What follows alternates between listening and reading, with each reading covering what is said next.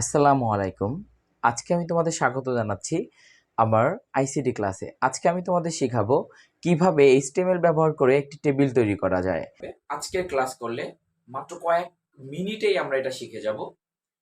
দেখাবো কিভাবে মাত্র 5টা ট্যাগ ব্যবহার করে যে কোনো টেবিল তুমি তৈরি করে ফেলতে পারো। তো আসো আমরা ক্লাসে চলে যাই। আজকে আমাদের ক্লাসের বিষয় হচ্ছে একটি টেবিল তৈরির ক্ষেত্রে এইচটিএমএল এর কি কি ট্যাগ ব্যবহৃত হয়। তো এখানে দেখতেছো আমি আগে থেকে একটি টেবিল এঁকে রেখেছি। এই টেবিলটা তৈরি করার জন্য আমরা এইচটিএমএল কি কি ট্যাগ ব্যবহার করব সেটা নিয়ে এখন আলোচনা করি। আমি আগেই বলছি অনলি 5টা ট্যাগ আমি এখন শেখাবো, তুমি এই টেবিলটি তৈরি করে ফেলতে পারবে। তো আসো, 1 নম্বরে যে ট্যাগটা আমাদের প্রয়োজন হবে সেটা হচ্ছে ক্যাপশন। এটার বলে ক্যাপশন। আগে আমরা ট্যাগের সাথে পরিচিত হই, এটার কি কাজ না কাজ একটু পরে বলি, 5টা ট্যাগ আগে বলে দিই। 1 নম্বরে লাগবে আমাদের ক্যাপশন, 2 নম্বরে লাগবে হচ্ছে টেবিল বর্ডার, 3 নম্বরে লাগবে টিআর। টিআর মানে হচ্ছে টেবিল রো। হ্যাঁ, এই টি আর এই আর থেকে আসছে টি আর। টিএইচ এর পূর্ণরূপ হচ্ছে টেবিল হেডার। টেবিল হেডার মানে হচ্ছে টেবিলের শিরোনাম। হ্যাঁ, এখন আসো, এবার আমরা বলতেছি টি ডি। টি ডি তে বলতেছি টেবিল ডেটা। টেবিল ডেটা মানে টেবিলের তথ্য। তো আমি তোমাদের জন্য এই বাংলাটাও লিখে দিই, টেবিলের তথ্য। আর টেবিল রো মানে হচ্ছে টেবিলের সারি।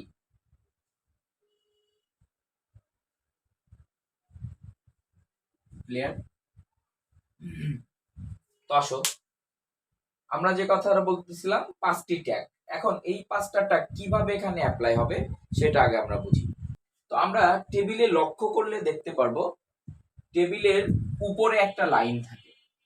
একদম টেবিল, এই টোটালটা যদি টেবিল হয়, টেবিলের উপরে একটি লাইন থাকে যেখানে লেখা আছে স্টুডেন্ট ইনফরমেশন। তো টেবিলের উপরে যে লাইনটা লেখা থাকে এইটার নাম হচ্ছে ক্যাপশন। ক্যাপশনের বাংলাও শিরোনাম। তো টেবিলের উপরে একটা শিরোনাম দেওয়া থাকে যে এটা কোন টেবিল সেটা বোঝানোর জন্য একটা শিরোনাম দেওয়া থাকে। এটাকে আমরা বলি টেবিল এর ক্যাপশন। তাহলে কি বলবো এটারে আমরা? এটারে আমরা বলবো ক্যাপশন। তাহলে ক্যাপশনের কাজ কি আমরা বুঝে গেছি। ক্যাপশনের কাজ হচ্ছে এই যে যে ক্যাপশনটা দেখলাম, এই ক্যাপশনের কাজ হচ্ছে টেবিলের উপরে যদি কোনো লাইন লেখা থাকে এটা কোন ধরনের টেবিল এইটা বোঝানোর জন্য তখন আমরা ক্যাপশন ব্যবহার করব। আমার মনে করি তোমরা বুঝতে পারছো। এখন ক্যাপশন ব্যবহারের পরে আমাদের যে কাজটা আসবে সেটা হচ্ছে এই যে টেবিল দেখতেছো, টেবিলের চারপাশে একটা দাগ আছে। দেখতেছো টেবিলের চারপাশে একটা টেবিল তৈরি করতে গেলে চারপাশে দাগ দিতে হয়। এই যে চারপাশে যে দাগটা আছে কালো রঙের, এই দাগটাকে বলা হয় হচ্ছে টেবিল বর্ডার। তো টেবিল আঁকতে গেলে প্রথম কি আঁকতে হবে? Table border. এখন তুমি বলবে ভাই কেন টেবিল বর্ডার আঁকতে হবে? কারণ আমি যদি তোমার বলি বাংলাদেশের মানচিত্র এঁকে দাও, তো তুমি বাংলাদেশের মানচিত্রের ক্ষেত্রে প্রথমে কি এরকম ঢাকা খুলনা এগুলো আঁকবা, নাকি চারপাশের বর্ডারটা আগে এঁকে নিবা? তো নিঃসন্দেহে তুমি আগে বর্ডারটা এঁকে নিবা। তো এই জন্য টেবিলের ক্ষেত্রেও তোমাকে প্রথম টেবিলের বর্ডারটা এঁকে নিতে হবে। তাহলে এই চারপাশে যে কালো দাগগুলো আছে এই দাগগুলোকে বলা হবে টেবিল বর্ডার। Table border. এখন আসো, টেবিল বর্ডার অন কেন দিয়ে রাখছি, এটার রিজন কি? টেবিল বর্ডার অন, এখানে তুমি চাইলে 2, 3, 4, 5 ইউজ করতে পারো। এখন কখন অন, কখন 2, কখন 3 এটা নিয়ে আমরা কথা বলি। যে টেবিলের পাশে যে দাগটা আছে এই দাগটা যেমন আছে এই রকম যদি তুমি দাগটা হবে, দেখতেছো একটা চিকন দাগ দেওয়া আছে, এই যে যে দাগটা দেওয়া আছে এটার জন্য তুমি অন ব্যবহার করতে পারো। তুমি যদি চাও এই দাগটা অনেক মোটা হবে, এই দাগটা অনেক মোটা করবা তুমি এই পাশের দাগটা, তখন তুমি চাইলে টেবিল বর্ডার 2 অর 3 বা আরো বেশি ব্যবহার করতে পারো। তাহলে টেবিল বর্ডার অনের মানে তুমি হয়তো বুঝতে পারছো। পাশের এই দাগগুলো চিকুন রাখতে চাইলে তুমি অন দিবা, পাশের এই দাগগুলো মোটা করতে চাইলে তুমি আর একটু 2, 3 দিবা। পাশের দাগগুলো যদি তুমি চারপাশে টেবিলের দাগ না চাও তাহলে তুমি 0 দিতে পারো টেবিল বর্ডার, কোনো সমস্যা নেই। তো আসো আমরা নেক্সট টপিকসে যাই। এবার আমরা কথা বলবো টেবিলের ভিতরের ইনফরমেশন গুলো নিয়ে। টেবিলের ভিতরে যে ইনফরমেশন গুলো থাকে সেইগুলো নিয়ে আমরা কথা বলবো। তার আগে আমরা একটু দেখে নিই যে একটা টেবিলে টি আর কোনটি। টি আর মানে টেবিল রো, টেবিলের সারি। তো দেখতে পাচ্ছি এই টেবিলে 3টা সারি আছে। এই যে দেখো, এই যে একটা সারি, এই যে একটা সারি, এই যে একটা সারি। তাহলে এই টেবিলে কয়টা সারি আছে? এই টেবিলে মোট 3টা সারি আছে। এই সারিগুলোর বলা হবে টিয়ার। তাহলে আমি যদি তোমার প্রশ্ন করি যে এই টেবিলে কয়টি টিয়ার আছে, তাহলে নিঃসন্দেহে তুমি আমাকে বলবা যে এই টেবিলে 1টা 2টা 3টা টিয়ার আছে। তার মানে টেবিল রো আছে কয়টা? 3টা। তো টেবিল রো গুলো আমরা এঁকে ফেললাম, টেবিল বর্ডার রাখলাম, টেবিলের রো গুলো আঁকলাম। এখন রোর মধ্যে যে ইনফরমেশন গুলো আছে এই ইনফরমেশন গুলো দেখবো। আমরা এবার কথা বলবো হচ্ছে টিএইচ নিয়ে। টিএইচ মানে টেবিল হেডার, টেবিলের মাথা, টেবিলের শিরোনাম। তো এই যে টেবিলটা দেখতেছো, এই টেবিলের মাথা কোনটা? এইটা রোল, নেম, তারপর মার্কস, এইগুলো হচ্ছে টেবিলের মাথা। নিঃসন্দেহে তুমি বুঝতে পারতেছো যে এই টেবিল, এই কলামটার মাথা এখানে, এই কলামটার মাথা এখানে, এই কলামটার মাথা এখানে। তাহলে এইগুলোর আমরা বলতেছি টেবিল হেডার। তার মানে হচ্ছে টিএইচ, তার মানে এই প্রত্যেকটার নাম হচ্ছে টিএইচ। এইটা একটা মাথা, এটা একটা মাথা, এটা একটা মাথা, তাহলে এগুলোর নাম কি? টিএইচ। ক্লিয়ার? এবার আসো, প্রথম সারিটারে তো আমরা টিএইচ বললাম, তাহলে পরের গুলো কি? এইগুলো হচ্ছে টেবিলের তথ্য। টেবিলের তথ্য মানে হচ্ছে টেবিলের ডেটা। তাহলে এই যে এক রোল কার, রহিমের কত মার্কস পাইছে, এইগুলো হচ্ছে এটার ডেটা। তো এই জন্য এই প্রত্যেকটা তথ্যরে আমরা কি বলবো? টিডি বলবো। প্রত্যেকটা তথ্যরে আমরা টিডি বলবো। এই সারিগুলোরও টিডি বলবো, এইগুলোরও টিডি মানে টেবিল ডেটা, টেবিলের তথ্য। আমার মনে হয় তোমরা বুঝতে পারছো যে একটা টেবিলের কোথায় কোথায় কোন ট্যাগ ব্যবহার হয়। তাহলে একটা টেবিলের সর্বপ্রথম থাকে হচ্ছে ক্যাপশন, তারপরে 2 নম্বরে যেটা করতে হয় সেটা হচ্ছে টেবিল বর্ডার রাখতে হয়, তারপরে টেবিল বর্ডারের মধ্যে যে ব্যাপারগুলো থাকে যে কয়টা সারি আছে সেটা দেখতে হয়, তারপরে টেবিলের হেড মানে মাথা কোনটা সেটা দেখতে হয়, আর বাদ বাকিগুলো থাকে টেবিলের তথ্য। তো আমার মনে হয় যে তুমি বুঝতে পারছো যে কিভাবে একটা টেবিলের কোন কোন ট্যাগ ব্যবহার হয়। এখন আসো, আমি যে টেবিলটা আছে এই টেবিলটা আমরা এইচটিএমএল কোড করে দেখি যে কিভাবে এই টেবিলটাকে আমরা এইচটিএমএল কোড করতে পারি। তো আমরা জানি যে কোনো এইচটিএমএল কোডিং এর ক্ষেত্রে সর্বপ্রথম এইচটিএমএল দিয়ে কোডিংটা শুরু হয়, আর এই তারপরে যেটা থাকে সেটা টেবিল এর বডি। তাহলে এই যে সমস্ত জিনিসটা, এই সম্পূর্ণটাই হচ্ছে টেবিলের বডি। তাহলে প্রথম এইচটিএমএল দিয়ে শুরু হলো, তারপরে কি আসলো? তারপরে বডি আসলো। তো আসো, এবার কি আসবে? তো বডির পরে আমি প্রথমেই দেখতে পাচ্ছি যে বডির মধ্যে প্রথমে টেবিলের উপরে কি আছে? ক্যাপশন আছে। তো আমরা লিখবো ক্যাপশন। ক্যাপশন লিখে কি আছে ক্যাপশনে লেখা সেটা লিখবো, সেটা হচ্ছে স্টুডেন্ট ইনফরমেশন। লিখলাম স্টুডেন্ট ইনফরমেশন। লিখে আমরা কি করব? এখানে তো ক্যাপশন শুরু করছিলাম, এখানে আমরা ক্যাপশনটা শেষ করে দিব। তো শেষ করতে গেলে আমাদের কি করতে হবে? শেষ করতে গেলে একটা ক্লোজ বার দিতে হবে। ক্যাপশন শেষ। তো আসো, যখন ক্যাপশন আমার লেখা হয়ে গেল, এটা আমার লেখা শেষ। এবার আসি আমরা টেবিলের বর্ডার। তাহলে 2 নম্বর কাজটা হচ্ছে কি? ক্যাপশন লেখার পরে টেবিলের বর্ডার দিতে হবে। তো টেবিলের বর্ডার, তো টেবিল বর্ডারটা আমরা বলছিলাম আমরা যখন এরকম চিকন দাগ যাবো তখন টেবিল বর্ডারটা আমরা অন দিব। তো দিয়ে দিলাম টেবিল বর্ডার অন। তো আমরা ক্যাপশনের কাজও শেষ করলাম, টেবিল বর্ডারও আঁকলাম। এবার রো গুলো দেখি।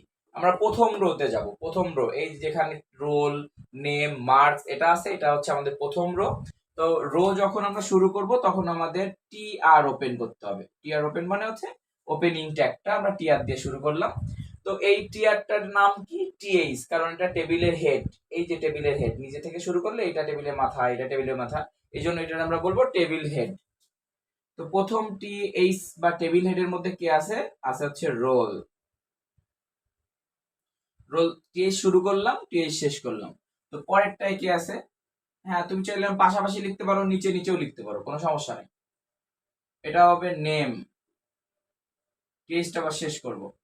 পরের যেটা আছে সেটার জন্য তুমি আবার টিএইচ ওপেন করতে হবে, এরপরে লিখতে হবে মার্ক দিয়ে টিএইচটা আমাদের কি করতে হবে? শেষ করতে হবে। তাহলে এই সারির লেখা যখন শেষ, এই সারিতে আমাদের আর কিছুই বাকি নেই।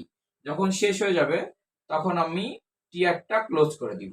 হ্যাঁ, তো পরবর্তী সারিতে যখন এটা আমার শেষ, এটা এই আমি টিআরটা ক্লোজ করে দিছি, তার মানে এই সারিটা আমার শেষ। আমি যখন পরবর্তী সারিতে নামবো তখন আবার আমার নতুন করে টিআর ওপেন করতে হবে। করে এই তথ্যগুলো, এখন দেখো তো এটা হচ্ছে টেবিলের মাথা, এটা তো টেবিলের মাথা না, এগুলো টেবিলের তথ্য। তো টেবিলের তথ্যগুলোর আমরা কি বলি? টিডি। এগুলোর কি বলবো? টিডি বলবো। তো এবার টিআর দিয়ে আমরা লিখবো টিডি। টিডি দিয়ে প্রথম কি আছে 0 অন, টিডি শেষ করব আমরা ঠিক আগের মতোই, শুধু টিএইচ এর জায়গায় এবার আমরা টিডি ব্যবহার করতেছি। এবার লিখবো হচ্ছে রহিম,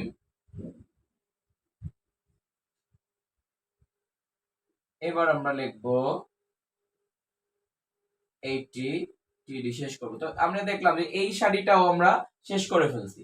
তো প্রত্যেকটা শাড়ি শেষ করলে আমাদের টিআরটা শেষ করে দিতে হবে।